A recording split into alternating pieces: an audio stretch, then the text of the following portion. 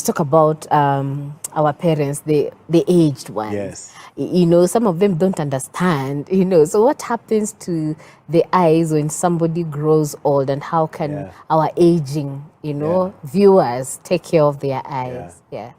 So definitely as you grow older, changes happen in the entire body and the eye is not spared. And the most common change that happens, and I think that needs to come to the attention, is I'd say three things. One is the change in the lens. The lens in your eye is what focuses light. Yes. So as you get older, especially beyond the age of 40, 44, the lens becomes less flexible and therefore you're unable to focus very near. And that's the first thing that most people notice. They can't hold their book here and they keep pushing it further and further until their arms are too short to hold the book, right? Yes. So that is called presbyopia. It's because of the lens becoming less flexible with age, and therefore reading at a near distance becomes difficult. So that is the number one thing that happens to most people. So that difficulty reading fine print, it's very prevalent. Globally, maybe 1 billion people suffer from that. It's very common. Reading near is a common problem. And it's not really a disease, it's just a change of the eye with age. The second thing that happens to the lens, because it continually gets thicker and thicker and starts getting cloudy, now those are called cataracts. Yes. And they will start noticing the vision not being as bright as it was before, or for some people double vision, or glare with light. It presents in different ways for different people. So that would be the next thing. And then of course, the third one that I'd say comes with age is glaucoma. Glaucoma is, of all the causes of blindness, glaucoma is the worst because it's irreversible. You could be blind from cataract today, we'll do your surgery today, you will see tomorrow. But glaucoma, whatever vision you lose, it's gone. Because glaucoma is kind of nerve damage because of commonly high pressure in the eye.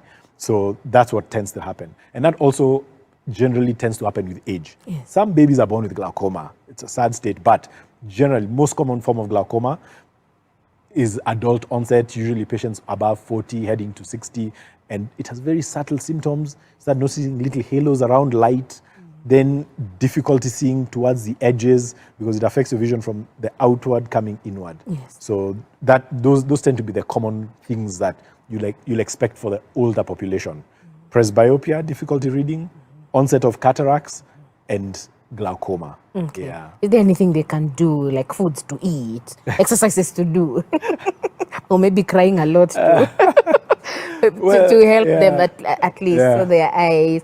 Because I've seen most of them glasses, Yes. glasses. So what practical things can our aged people do? Well, I mean, generally speaking, when it comes to, there's a big study done. It's called the ARED study, Age-Related Eye Disease Study. Huge study, thousands and thousands of patients were done. And they found that some minerals and multivitamins included in the diet had some effect on preserving vision in the long term. And they were looking at things like cataract, what's called age-related macular degeneration. But they found that this mix of multivitamins and minerals would actually be found in a normal, healthy diet with adequate fruits and vegetables. Here we like serving the ugali first. Oh, yeah. Takes up 80% of the space on your plate.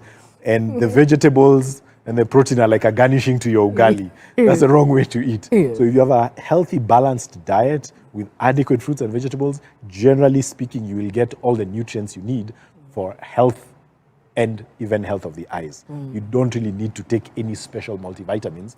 But because of certain nutritional deficiencies and access to food for some people, then multivitamin supplements may be important. So a healthy diet is number one. Yes. Then number two, for the older people, I mean, when it comes to reading problem, presbyopia, you can't escape the glasses. Just get them. Because patients strain and strain for years trying to avoid glasses. You strain until you can't strain anymore, then you get the glasses. And you do that for 5, 6, 7, 10 years. So if you need glasses, get them. They make your life much easier. You see so much better. Yes. Then in terms of things like cataracts, good thing cataracts are fixable. The minute you have visual impairment that affects your daily living activities, and that varies from person to person, then it's time to have your cataracts taken out. When it comes to glaucoma, nutrition might not change much, but knowing you have it and getting it diagnosed early is most important. And because it has a tendency to go in families, if you have it, you need to recommend your siblings and your children to be screened. because if it's running in the family, we might catch it earlier in your son or in your brother.